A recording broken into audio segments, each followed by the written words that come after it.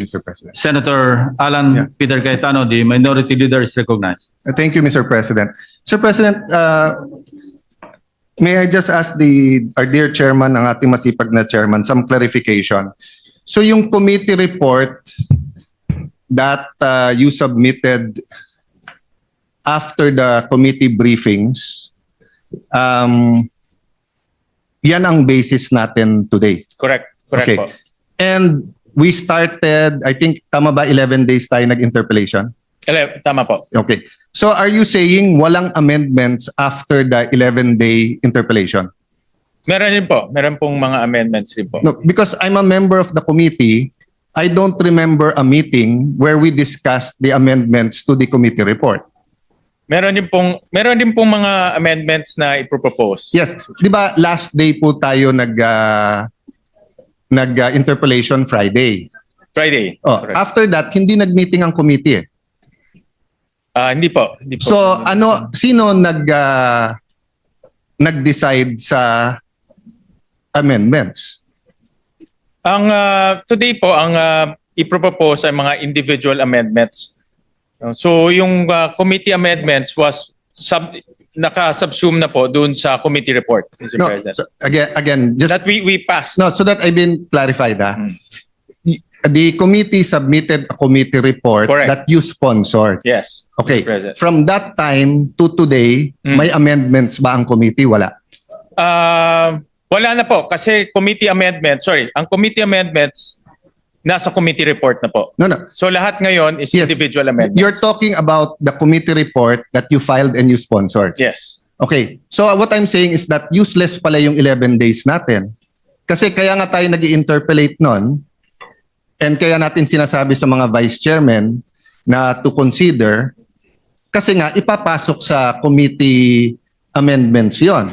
Actually- So are we saying that exactly etong binigay nyo na summary plus the soft copy? I understand the soft copy kasi kung titignan mo yung mga libro, ang kakapal nun. And of course, I congratulate you for that innovation and I heard you got a lot of students, di ba, nag-AI and hinimay nyo yung budget. But I'm saying is that kaya tayo nag-interpellation para nga yung committee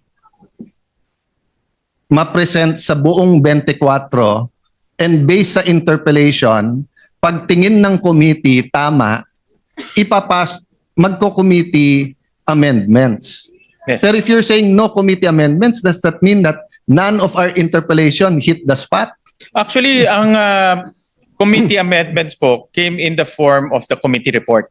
No, Yun po Mr. yung Chairman. aming sinamit. No, the committee report was your amendments to the GAB. Yes, tama ho. Yes. So what we're talking about here today, the committee amendments, is the amendments to the committee report. Yung amendments po to the committee report will come in the form of individual amendments. Yes. So I'm Yes. clarifying. So there is no committee amendments. Wala po. Kasi Yes, so yung committee report po is the committee amendments. Yes. So if there's no committee amendments, that means that none of our interpellation hit the spot. Because if many of the vice chairman, even the chairman, when we were making the recommendations, halimbawa sa akin, dun sa anti-stunting, was saying, yes, we'll look into it and everything. So kung walang committee amendments ngayon, that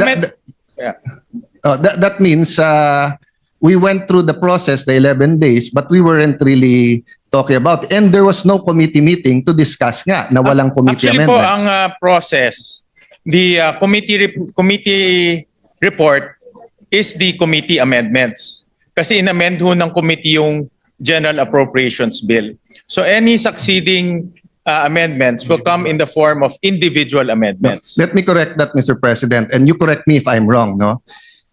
In local bills regarding taxes and appropriation bills, we have to wait for the House of Representatives. So based on their bill, you have a committee hearings, in this case briefing para hindi tayo mahuli, you submit a committee report. But when you submit the committee report, may period of interpellation. Yeah. After the period of interpellation, period of amendments, so So, dun sa period of amendments, meron pong committee amendments kung nakita yung committee yung point ng individual members. So, unlike an ordinary bill, we have the Senate version. So, hindi nyo ina-amend yung sa House. Kasi Senate version kagad eh. So, yes, you're correct that this summary here amended the House version, the GAB. But it did not amend your committee report. Yeah. Because, Mr. President, we agreed several individual meetings, you had caucus sa groups natin, that iibay natin yung proseso and we will make it very transparent. So if what we're saying, Mr. Chairman, I'm saying this with all due respect and I appreciate the work you're doing. If you're saying now that eto na rin yung amendments from the House, I want to point out that parang baliwala naman yung interpolation. Now, having said that, kung eto na yung sa House, in the spirit of transparency, I'd like to know who moved. So for example, no, sa Department of Education, it's good na dagdagan ng 78 billion. Sinong nag-propose nito? But for example, sa state universities, 9B lang. Punong-puno. At saka yung iba per unit napakababa. So hindi maka-keep up yung state universities. If you look at DNR, nabawasan ang budget ng DNR. That's part of why binabaha tayo. It's not only flood control. It's also because of violations to not only rules and regulations of DNR, but because of going against nature. If you look at DPWH from 880, naging 624 sa House, binawasan pa natin ng 55, when all the economists are telling us that yung fastest at best sa ating ekonomiya ay infrastructure. If you look at DSWD, I admire you na kahit ito'y departamento ng kapatid mo, 31B ang nawala. But I think isa sa pinakakailangan natin ngayon yung DSWD.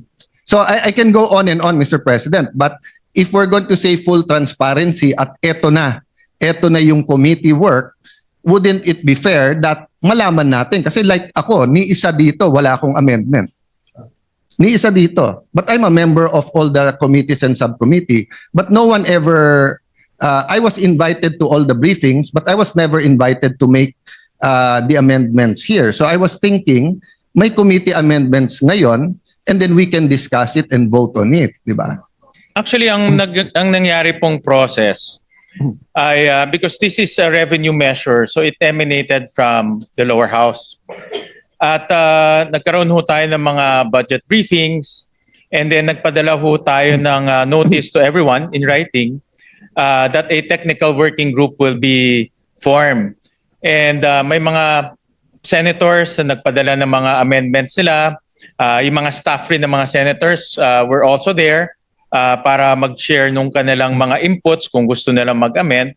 And then at the same time, the vice chairman also submitted their committee reports, yung subcommittee reports. So all of those kinonsolidate ho natin during the technical working group. Yeah. So that became the committee amendments through a committee report. Since this is a revenue measure, all amendments by the committee will come in the form of the committee report. So the succeeding, ito pong ginawa natin naman sa plenary, kung meron pang mga iba pang amendments, it will come in the form of individual amendments. Let me clarify, Mr. President. It's an appropriation bill. Yes. So, Sorry, it's an yes. appropriation bill. So Sorry. the same, kasi chairman ka rin ng Ways no, and Ways and Means. Means, So oh. the same process, Tama, Mr. tama, Chairman.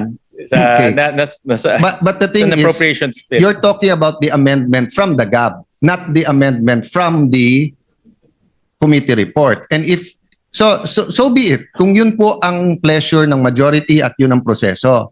But 'di ba, sabi nga po, you cannot be half a gangster. You're either a gangster or not, 'di ba? You cannot be half a person who believes in values, 'di ba? You believe it or not. So either we believe in transparency or not.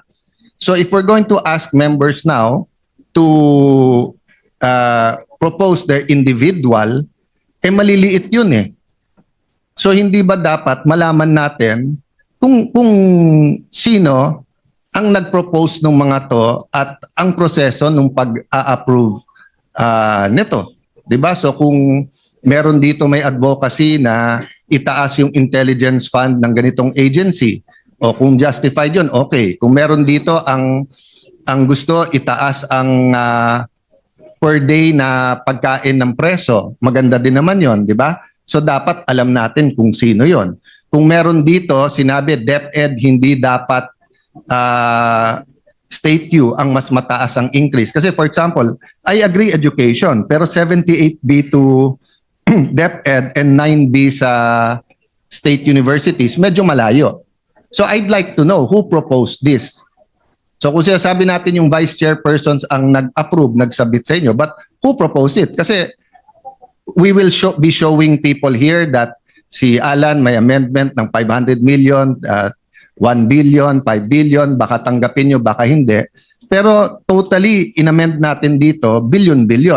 I'll give you another one example that's important to me. Many of us here believes dapat walang unprogrammed funds. Dapat wala. Kasi before 2022, wala naman unprogrammed eh. 'Di ba? So, pero ang committee report nakalagay dito, binawasan lang ng 68 billion ang unprogrammed, 174 billion ang natira sa unprogrammed. So that's what I'm saying. If we had a meeting after Friday or a caucus, we could have voted whether or not tingin natin may unprogrammed funds o hindi. But if it's your pleasure, we do that sa individual, that means you will allow us to do the individual and then to give a pretext. So for example, Mr. Chairman, I can move later on to take out the unprogrammed funds as an individual amendment.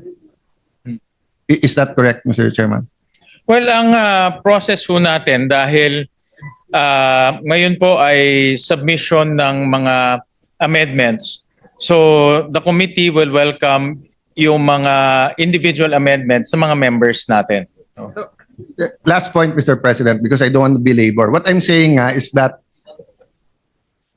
it's an extraordinary budget with extraordinary problems. So dapat extraordinary din yung solution. So ang problema, ipapakita natin sa tao yung maliliit natin amendments at kung sino nagpropose nito at kung tatanggapin o hindi. Pero yung kalalaking amendments, hindi nating i-reveal sa tao kung sino ang nag-propose. Actually ho, yung technical working group, doon ho natin pinag-usapan itong mga amendments. Inipon-ipon ho namin yung mga amendments, inipon-ipon ho namin mga recommendations. Marami ho tayong mga senador na nagpadala po ng kanilang mga recommendations. So doon namin inipon-ipon po yung mga amendments. And that's not a problem, Mr. President, if the committee met afterwards for the committee amendments. Kasi even if you look at the rules, amendment comes after the debate is closed. So lumalabas, baliwala yung 11 days natin na debate eh. Hindi naman. Kasi yung mga napag-usapan natin, like for example, maraming mga napag-usapan at gusto pang i-amend yung committee report, it will come in the form of individual amendments, Yes, which we will... But when it comes in the form of individual amendments, first of all, tatagal. So for example, if I have 100 amendments, and let's say 5 of them are important to me, I mean, life or death to me, I will ask for nominal voting. Pero kung nag-meet ang committee or may sistema ang committee na kung saan pinasok sa committee report, committee amendments, then we don't have to go through 100. That's why in the previous systems, Mr. Chairman, I'm trying to be brief, but trying to explain it well. So I apologize to our Senate President and Senate President Pro Temp and Senator Win, no? Kasi nga this is new eh. So before, ang sistema natin simple lang. So same system hanggang sa committee report, di ba? And then may interpellation tayo. Then sa interpellation, you talk to the vice chair. Then the vice chair talk to the chair, and then magsasubmit tayo, pwedeng in writing, pwedeng ano. And then before mag-individual, papasok na natin kung ano sabihin yung committee. Pero hindi issue nun masyado yung transparency. Of course, to be fair kay Senator Lacson, ever since consistent siya. Nung meron pang pork barrel, tatanggalin niya yung isang para sa 24. Kapag may amendments na infra and he thinks it's pork barrel, he'll ask a question. So that's given. And some of us have similar advocacies sa mga binabantayan, di ba? Maglalagay ka dito, hindi dapat. Okay. But in general, yung proseso natin allowed our participation at every point in time and then through the leaders. But ngayon, hindi. Kasi ngayon, I'm not saying it's a bad budget, but ngayon, we're basically passing exactly the same committee report before the debates, despite many, many good points sa debate. And then, walang committee amendments. So, papasok na. So, you will have to excuse us if many of us have dozens of individual. Kasi nung araw, because may give and take na doon sa vice chairman at sa chairman, yung mga institutional changes na pag-uusapan yan, whether caucus, meeting, or dito. Ngayon, hindi. Actually ho, dahil nagpadala ho kami ng official letter for a technical working group, the intention was really to lahat ng mga amendments doon na mapag-usapan. Para pagdating ho ng committee report, nandun na yung mga proposals ng ating mga senators. And this was not limited to the vice chairman. Lahat in-invite Yes, ho natin. Mr. Chairman, Yeah. but that was before the committee report and before the 11-day debates. Di ba? So after the 11-day debate, imposible naman na walang magandang punto. Yes, marami po. Maraming magandang punto pero hindi nagre-reflect sa budget. Dito na ho papasok pag present ng mga senators natin. Yes, usually pag dalawa kasi yung magandang punto eh. Yung parang barkada lang, kasama tayo, di pare maganda yan. Pero sorry, hindi namin tatanggapin. Di ba? Okay. Pero yung magandang punto na we all agree. Di ba? We all agree. So since we all agree, dapat palitan na yon. But let me yield first to former Senate President. He has, on the same point daw, may question daw po siya. With your permission, Mr. President. Before I recognize Senator Escudero, the distinguished minority there may have a valid issue, no? Except that the proposition that the 11-day period of interpellations will not serve its purpose is wrong, because the basis for our individual amendments precisely are our interpellations. Thank you. Senator Escudero is recognized. Mr. President, before that, that was why I asked a rhetorical question.